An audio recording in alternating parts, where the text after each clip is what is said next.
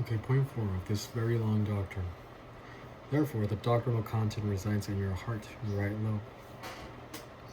And it's Proverbs 2:2, verse 10, 10:8, Psalm 19:14, 119:11, Proverbs 15:14, Job 38:36, 1 Kings 3:9, and verse 12.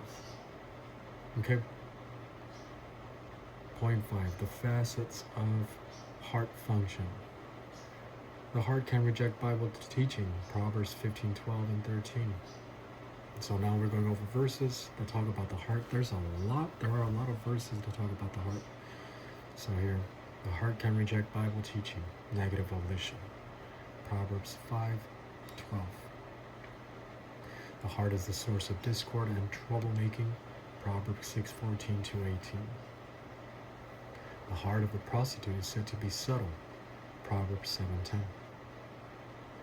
Hatred is related to the heart, 2 Samuel 6:6. The heart suffers disappointment from promises not kept, Proverbs 13:12. The heart promotes mental attitude sins such as bitterness, Proverbs 14:10. Sorrow and disappointment, Proverbs 14:13. Pride, Proverbs 21:4. And Obadiah 3.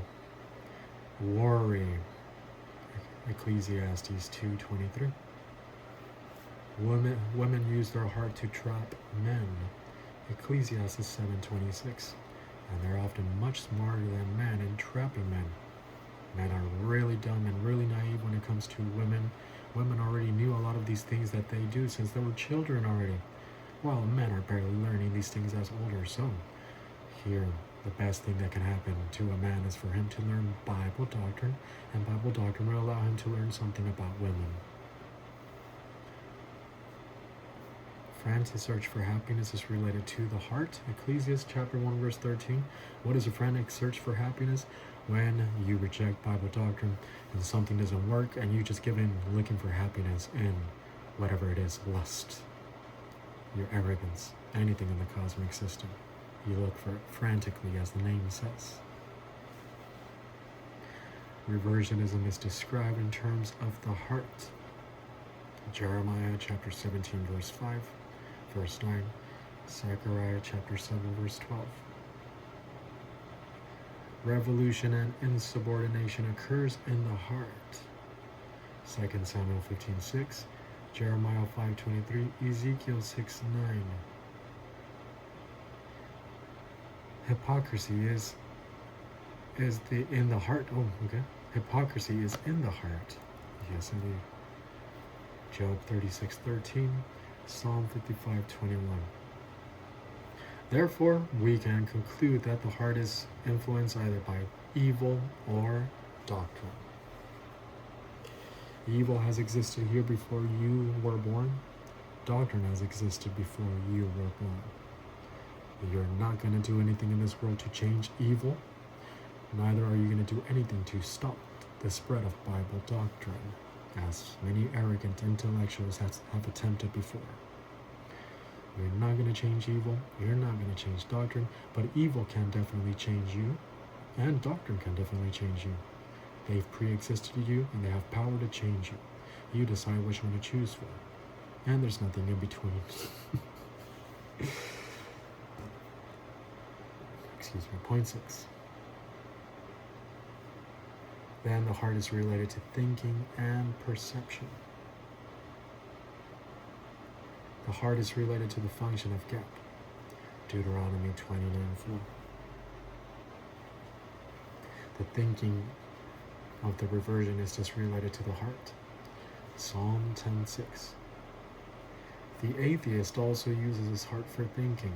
Proverbs 14:1. The heart is related to the rationalizing of education. Ecclesiastes chapter 1 verse 13 and 18. For those of you who see education as a panacea, here it is, this verse for you. Education will not solve anything.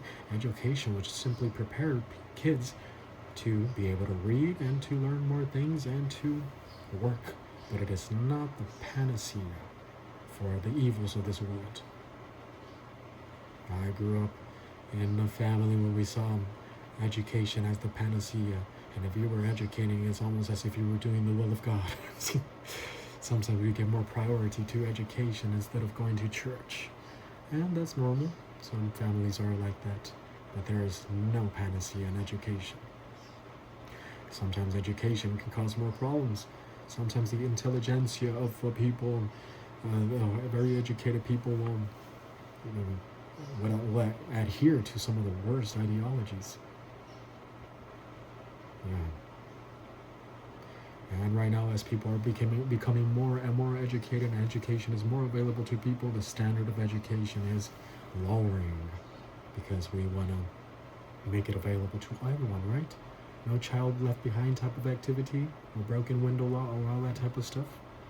So we lower education so as to allow el burro, the burro, the donkey, to be able to understand. So now everyone kind of suffers.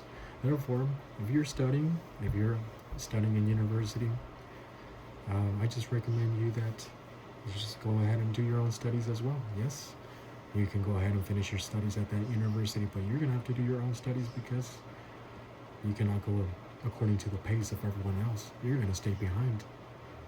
You're going to stay on the same level as everyone else. Okay. False teachers communicate deceit from their heart. Jeremiah 14:14.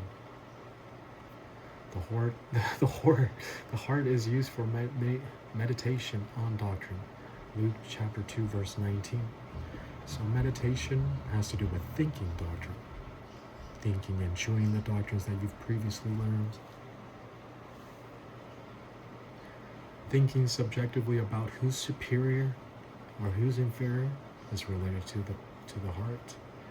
Luke chapter 9, verses 46 to 47. Point 7. The heart is used as an analogy for right man and right woman. The man is the heart, while the woman is the emotion. Psalm 26, verse 2. Jeremiah 11, verse 20. 17:10. 20:12. So the man is the intellect, the woman is the emotion, meaning that the man is the leader in the relationship, the woman is the responder.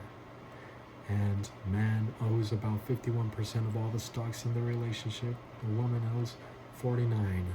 And why do I say 51? Because she is very much part of the relationship, but because he is the leader and the initiator and the authority. Every organization that has more than one person needs to have an authority, of course. So yes, marriage is an organization, more than one person, and there has to be a leader, and he is man.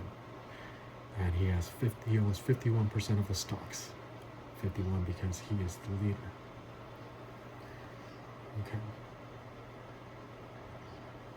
Point 8.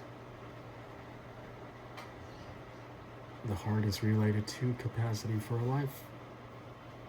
There is no capacity for life in emotion, but in the heart. So if you're emotional and you're trying to be happy on an emotional basis, there's no capacity for life in that, because there's no thought. You increase capacity for life and understanding Bible doctrine in your heart, and that's the only way to do so. The unbeliever can have capacity as well through his adherence to the laws of divine establishment, principles of self-discipline and honor, but that's limited. That's very limited. The Word of God is what really gives us our capacity for everything in life, for adversity, for prosperity, for life, for love, for happiness, for sex, for romance, for everything, to endure all things. There are positive capacities for love. Deuteronomy 6:5, 11:13, Joshua 22:5. Capacity for happiness. So there are positive capacities, such as capacity for love. So the previous verses I just mentioned. Also capacity for happiness. Psalm 19:8, 28:7. Mental dynamics. I love that. You have to have some dynamics, some thinking here and there, what to do this, and you have to be flexible as well. Dynamics and leadership as well. There's a difference between a manager and a leader. A leader does manage, but he inspires his people. Not in terms of demagoguery nor pedophagy, or what's it called? Or populist, being a populist, but in terms of principle having to do with leadership. A manager just oversees, and he does not inspire one bit, and often he becomes a bully. But a leader is both a manager and an inspirer of people. Job 9:4. There are also negative capacities, such as sorrow, Leviticus 26:16, pressure, Psalm 34:18, cowardice, Joshua 14:8, 1 Samuel 17:32, discouragement, Numbers 32:7, and verse 9. So from here you're going to see that yes, you can increase your capacity for negative things, for sin. Have you seen a person who's unhappy and every day they're unhappy? You're just seeing a person who has increased his capacity for unhappiness. And many times they do not even know that they're unhappy. Have you seen a person that knows is just consistently jealous every single day? You're just seeing a person that has increased his capacity for jealousy, and he can handle it much better than you. I cannot handle any jealousy. I first John 1 right away. It's terrible. I don't want to feel that. I don't want to come close to feeling that. But some people just have great capacity for jealousy, great capacity for bitterness, for vindictiveness, and that's all they think about. That's all they know. They've increased their capacity for that. Of course, if you're a man and you're jealous, you've had it. That's it. We're not meant to handle that type of stuff as well as women can. That's why we become worse. That's why we degenerate much worse than women. You see a jealous man or bitter man, and add a little bit of strategic tactics to his conspiring, he becomes worse than a woman.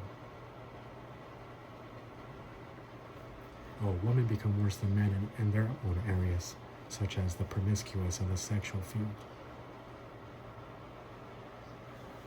So we all have our own areas where we degenerate and we become worse than the opposite sex, where they are supposed to be much better than us, and in whatever area having to do with sin and degeneracy. Okay?